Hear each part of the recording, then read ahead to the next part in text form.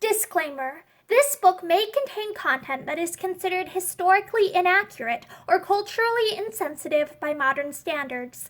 My hope is that by exploring old literature, we will better understand why people of the past thought the way that they did and understand the influences that shape their culture.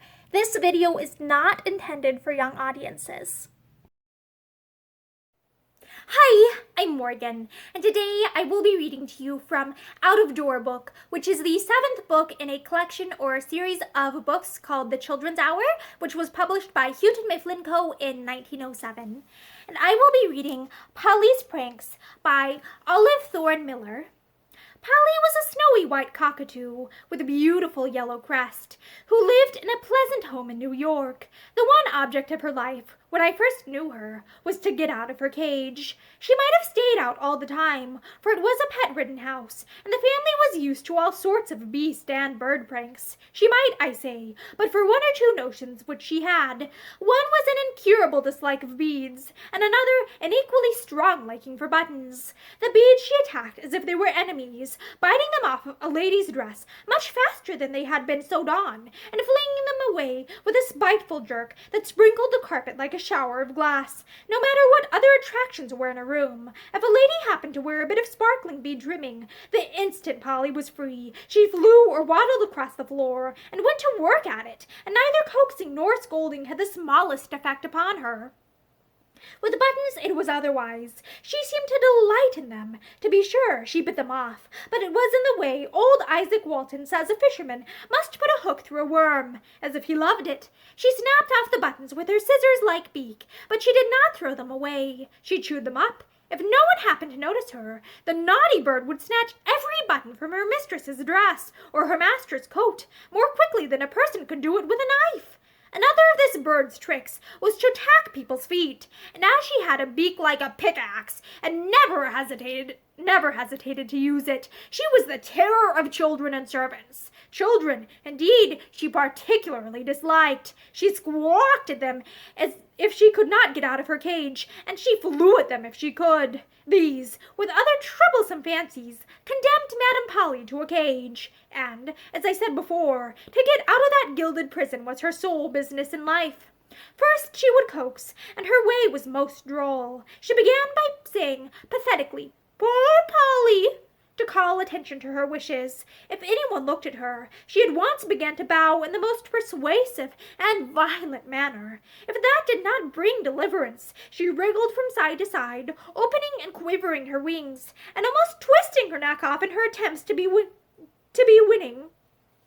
Her big, dark eyes all the time eagerly fixed upon the one she hoped would open her door. If these curious antics had no effect, she squawked savagely, and so loud that conversation could not be heard in the room. But her crowning effort, and one that usually was successful, was a wheedling little song, a most ludicrous performance. It sounded like a child trying to sing in a high key, and with the quavering, shaky voice of an old woman. It was the funniest song a bird ever uttered, I am sure, and no one could resist this supreme attempt to please. If dinner was going on when she came out, she rushed at once for the table, climbed up by the cloth, or the dress of a friend, and proceeded to look over the dishes, make her choice, and help herself. Oatmeal she liked, green corn too, and a chicken bone to pick. But her special delight was in green peas, which she neatly extracted from their delicate skins, and ate with great daintiness. So strong was this liking that the sight of raw peas set her wild till some were given to her. Then she took a pod deftly in one claw, held it up, and removed the peas one after another, dropping the cleaned-out skins as she went on. After eating all she wanted, if she chanced to be in an amiable mood, Polly liked to show off to a stranger, and she had a comical way. She climbed up the back of a chair, stood on the top, fixed her eyes on the one she intended to charm by the performance, and, the moment that person looked at her, began. And then there is a section break.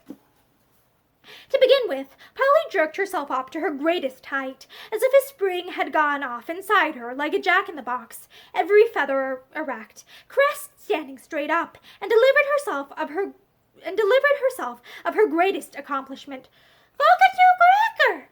with a satisfied air, as if nothing could go beyond that. The next instant she crouched on her perch as low as possible, then bowed many times as fast as she could, as though she were hammering something. She performed the most ridiculous capers, which somehow reminded one of the puppyish gambols of a big, awkward dog. Then, if her door were not opened for all her coaxing and storming, Madame proceeded to open it, or at least to try to open it. No wire, no string, no intricacy of knots or device of twisting could baffle her. She was very knowing, and her beak and claws, hands, they almost deserved to be called, were as useful as many people's fingers. She would work with the utmost patience at any fastening, cutting string or small wire, till she got the door open. The only thing she could not master was a padlock with the key removed. She could turn the key if it were left in. When her door was actually locked, and she knew it, her anger was aroused, and she at once expressed her opinion of the world in general, and her master in particular, by first shaking her door until it seemed that the hinges must give way, and then wreaking her vengeance on the seed and water cups. These she shook loose, and then pushed out of their places upon the floor. A wide scattering of seeds or a fine shower of water delighted her and relieved her mind. After enduring this annoyance for some time, her master brought other tiny padlocks, one for each dish. And after that, not only her door, but each dish was securely locked in when it was necessary to shut her up. She was not conquered even then. Seed and water could not be locked in, and she could thrust her beak into her seed cup and fling the contents halfway across the room. If the seed was so low in the cup that she could not do that, she gathered a beakful and tossed it out upon... If the seed was so low in the cup that she could not do that, she gathered a beakful and tossed it out upon the carpet, treating water in the same way, till neither food nor drink was left in her cage. This seemed to be a great relief to her feelings, as harsh words or deeds are supposed to be with bigger folk. Before she gave up trying to open the padlocks, she would work a while at the door, then rush madly to her seed cup and fling out a lot of seed, then hurry back to the padlock again. Polly's last resource, when she could not open the door, and seed and water were all gone, was to squawk insultingly at the top of her voice, "Yeah, yeah, yeah!" Reading aloud was always a trial to the cockatoo, and she generally kept up a low, mocking talk, like the long-drawn-out "quack, quack, quack" of a hen as she walks about the poultry yard, delivering her opinions to the feathered world around her. If she were not noticed, this talk became sometimes so loud that she had to be put into another room. This was a dreadful thing, for poor Polly was the greatest coward I ever saw on feathers. Being left alone was her severest punishment, and always prompted her to do the most mischief she could think of. One day, by some carelessness, the padlock of her door was not fastened, and Polly had the sitting room to herself for an hour. On the return of her mistress, she was met at the door by bows and cries of "Poor Polly!" and repetitions of everything the bird could say, in the most coaxing manner. She knew at once that mischief had been done, and one glance was enough. Polly had enjoyed a fine frolic with her work-basket. Such a wreck is not often seen. Needles from their papers and pins from their box strewed the carpet. The remains of pearl buttons that she had snipped to bits lay thick as snowflakes over the floor. Spools had been nibbled, thread and silk cut into short lengths and scattered about. A gold thimble dented past using in her efforts to bite it, and the delicate basket itself pulled apart and broken. It looked as if a cyclone had struck that work basket, and Polly was almost too happy to stay inside her feathers. But it was her last prank in the sitting room. Her padlocks were never forgotten again. And that is the end of Polly's Pranks by Olive Thorne Miller. Thank you for listening to this story with me, and I really hope that you enjoyed it. I certainly did. Have a great day. Bye!